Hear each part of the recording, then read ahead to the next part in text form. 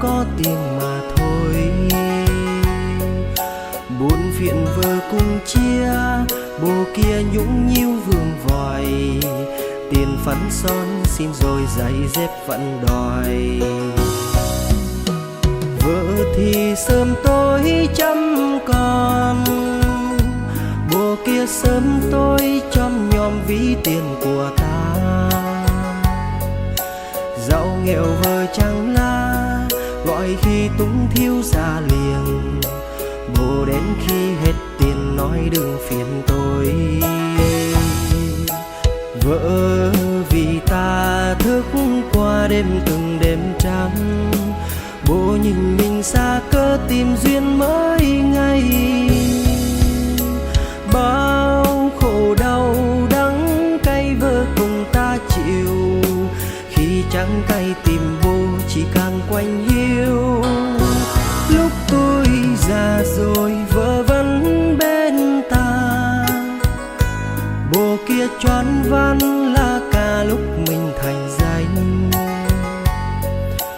Vợ là của mình ta, bố xin lắc leo trăm tình, cạm bẫy răng mùng hình chôn vùi mình thôi.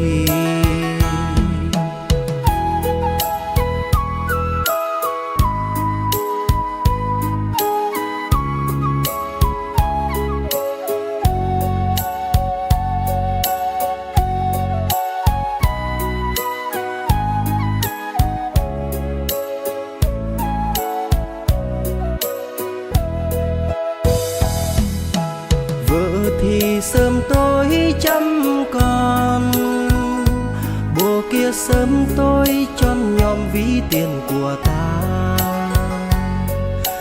Giàu nghèo vợ chẳng la, gọi khi túng thiếu ra liền. Bố đến khi hết tiền nói đừng phiền tôi. Vợ vì ta thức qua đêm từng đêm trắng, bố nhìn mình xa cơ tìm duyên mới ngay. Bao khổ đau đắng cay vợ cùng ta chịu, khi trắng cay tìm bố chỉ càng quanh hiu. Lúc tôi già rồi vợ vẫn bên ta, bố kia choán văn là cả lúc mình thành danh.